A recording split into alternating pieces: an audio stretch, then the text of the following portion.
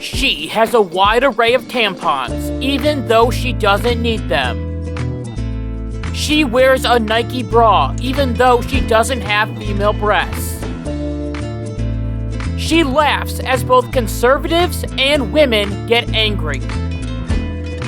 She is the most interesting woman in the world.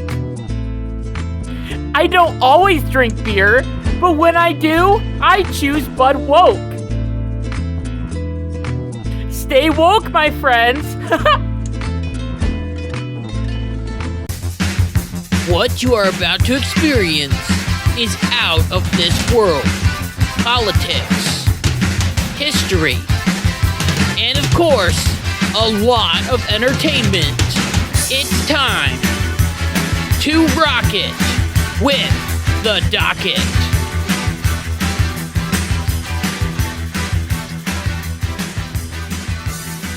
Hey, what's going on, everybody? It's Kyle Dockery with the Dockery Docket. We are here with our very 125th episode of the Dockery Docket. I'm excited to be here, and I hope that you are excited to be here as well. And if you are excited to be here as well, make sure to go down below and hit the like button, hit the subscribe button, so then you never miss one of my videos. So, if I had a nickel for every time I did a podcast about a drink corporation that went woke, I would have 2 nickels. Which isn't a lot, but it's weird that it happened twice, right? As if you go all the way back to February 28th, 2021, I made an episode called Diet Woke, where I talked about how Coca-Cola was doing some sort of race-based training, and they were telling their employees to be less white. Then, ironically, that summer, I got hired to work for Coca-Cola, so I will let you know if I get a job selling Bud Light next year. However, it's not just Budweiser that are in hot water right now. It is also Nike, as well as both of these companies have hired a new spokesperson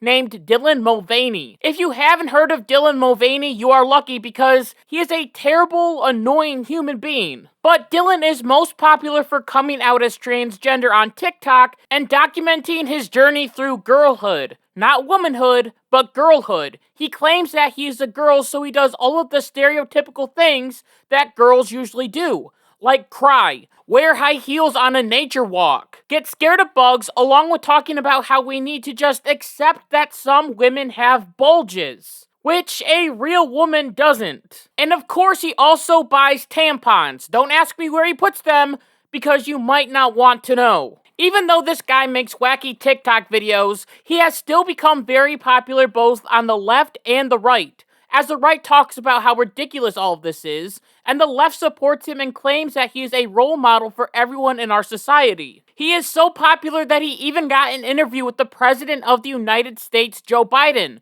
where they talked about how we need to make sure that young kids are able to get their healthy sexual organs removed, and claimed that it was health care. So you can see how this person, Dylan Mulvaney, has a sort of cult following, and Bud Light decided to jump on this. As in early April, Bud Light decided to send Dylan Mulvaney a bunch of beers with his face on it. So Dylan made a video about the beers that he was sent, along with talking about March Madness and celebrating him being a girl for a year. But the campaign was a promotional sweepstakes challenge where people can win up to $15,000 from Bud Light by sending a video of themselves carrying a lot of beers. This new campaign left Bud Light drinkers with a bad taste in their mouth.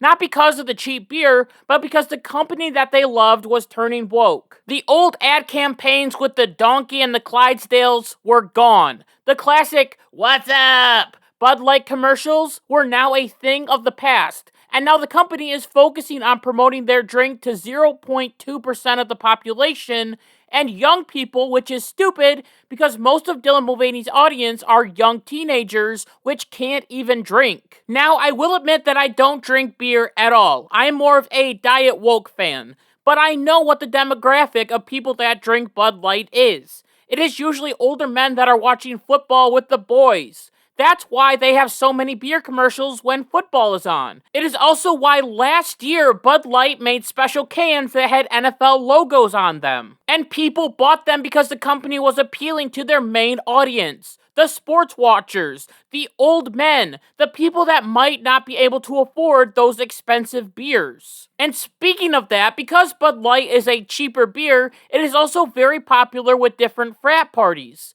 This was their clientele, and it was very successful for Bud Light, as they are still a very rich company. So why would Bud Light do such a thing? Well, for wokeness and inclusivity, of course. Here is what Bud Light CEO Alyssa Heerenscheid had to say about the growth of the product along with inclusivity. When I took over Bud Light, and it was, this brand is in decline. It's been in decline for a really long time. And if we do not attract young drinkers to come and drink this brand, there will be no future for Bud Light. So I had this super clear mandate. It's like, we need to evolve and elevate this incredibly iconic brand. And what I brought to that was a belief in, okay, what does evolve and elevate mean? It means inclusivity. It means shifting the tone.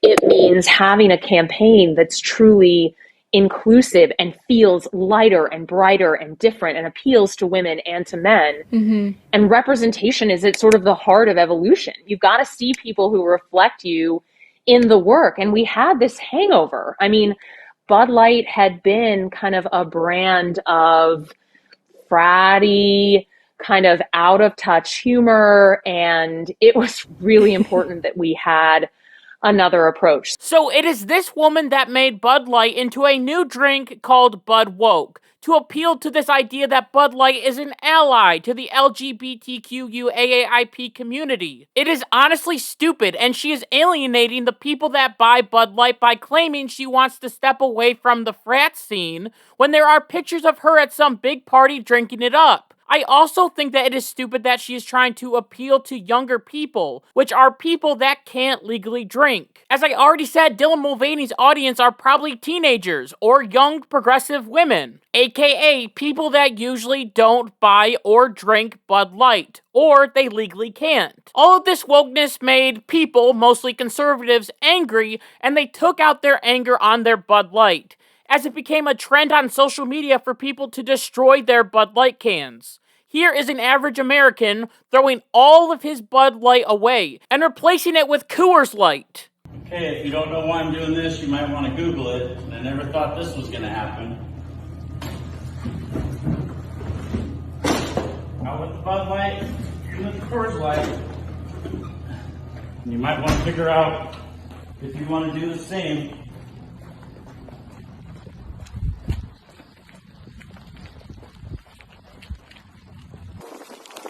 This is where it now belongs. In the garbage.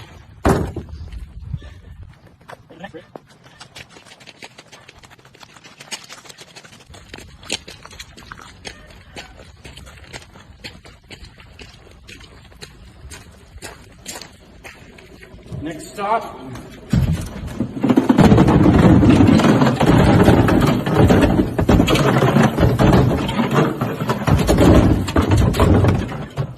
Old in the canoe.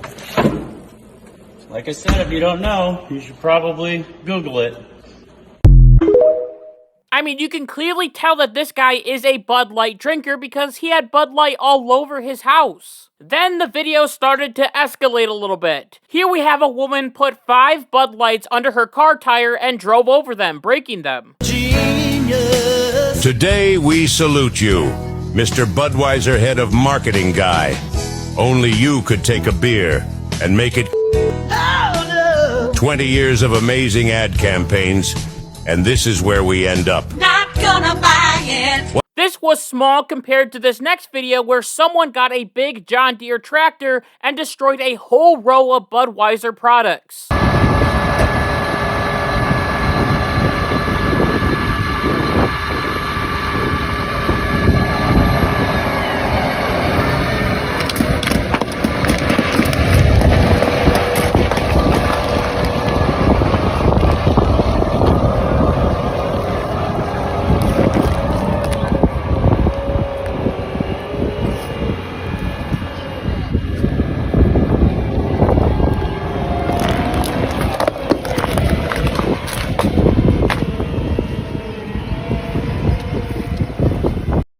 Then there was a viral video of cases of Bud Light being steamrolled.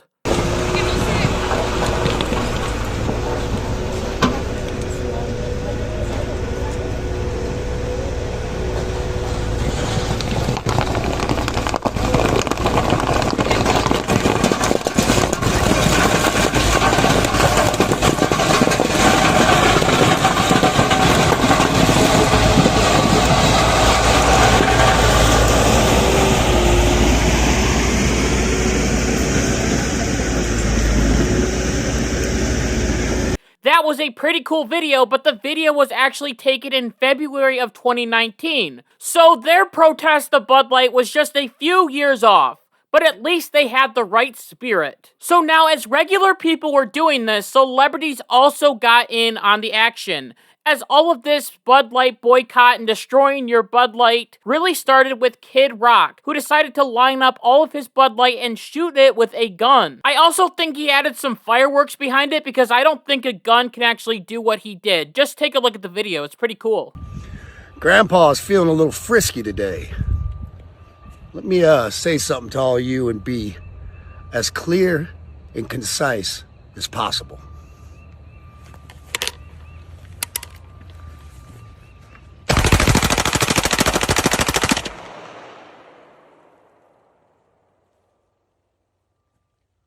Bud Light and Anheuser-Busch.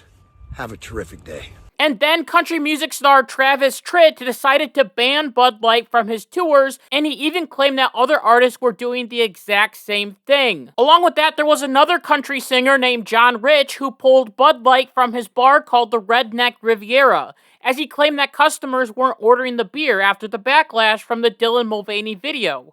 Well, if no one is buying it, then he was actually losing money buying it himself, so he decided to just get rid of it. Then there was a country music singer named Riley Green who changed the lyrics to his song, as instead of Coolers never running out of cold Bud Light, he switched it to Coolers Light, and the crowd went crazy. Apparently you can't mess with country music stars and their beer or their trucks. I'm telling you, if Dylan Mulvaney sponsored Chevy, Ford, or Toyota, there would be a bloodbath. Even politicians got involved, as Marjorie Taylor Greene posted a picture on Twitter of Coors Light in her car with her groceries. She also wrote on Twitter, "I would have bought the king of beers, but it changed its gender to the queen of beers. So it's made to chill from here on out."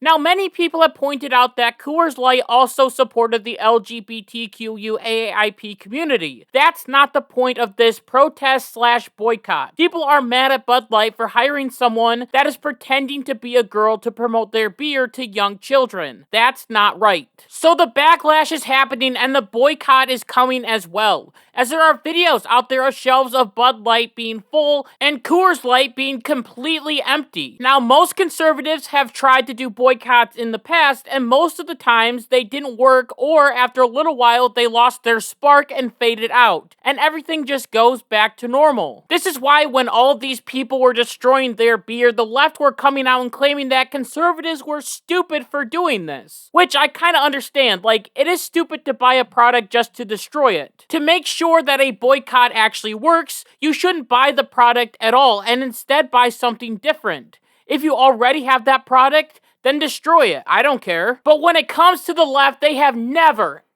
ever been mad at a product and made the company change their logo because of racism or because they were anti-LGBTQIAP, right? Well, we all know that is 100% wrong, as there are people right now that have boycotted anything related to J.K. Rowling, Harry Potter, and everything else for believing that there are only two genders. There was even a video game called Hogwarts that was released recently, and people were claiming that if you played the game, you were transphobic. That's right, you were transphobic just for playing a video game. We also know that there was a lot of products in 2020 that had to change their logos and mascots to please this woke mob. Here's a little video of all of those products. Roll it!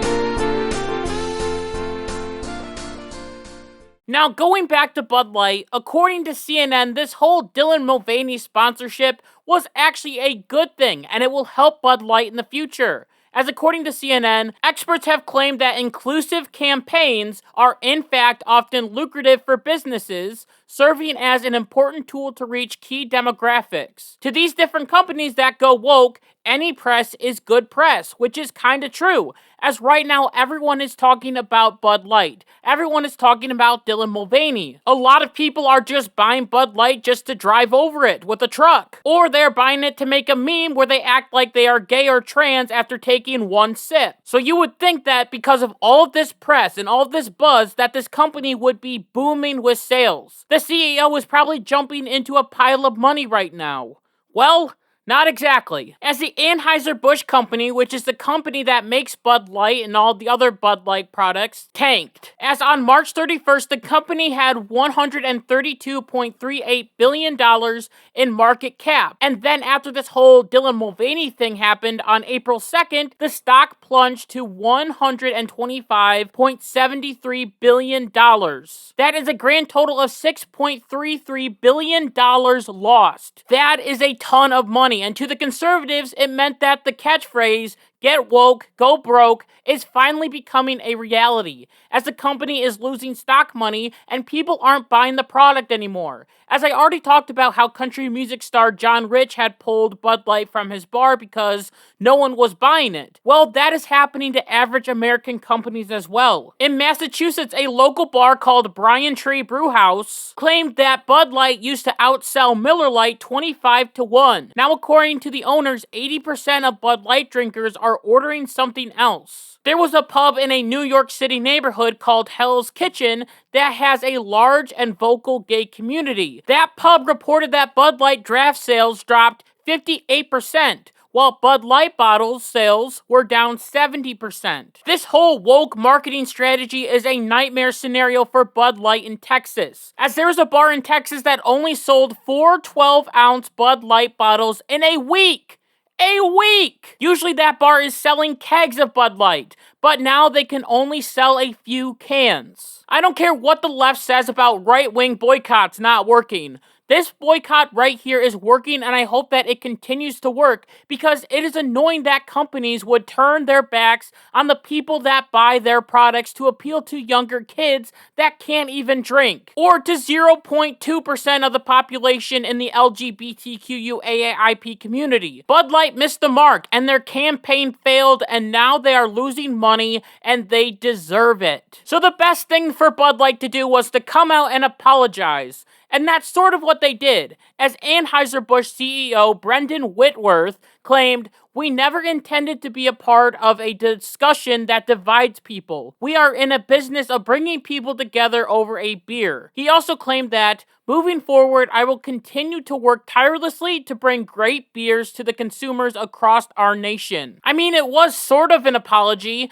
but he didn't really address the situation that happened and why people were so upset at Bud Light. The consumers felt like they were stabbed in the back, and they want their beer company to just be a beer company. They want to drink Bud Light, not Bud Woke. Budweiser needed to create an ad that appealed back to these people, and that's exactly what they did, as they released this new ad that features the new Clydesdale horses, and it is also very pro-American. I mean, it is a good ad, but you can tell that they are trying to say, "Hey, we're sorry. Please come back and buy our beer. I beg of you, please." But sadly, it might be too late, as the damage might have already been done. However, we aren't done with this episode, as Dylan Mulvaney also came out with another sponsorship, and that was with Nike. As Dylan Mulvaney made a TikTok video of him in both a sports bra and Nike leggings. This honestly just doesn't make any sense at all, and it is also extremely disturbing to watch. So, I warned you.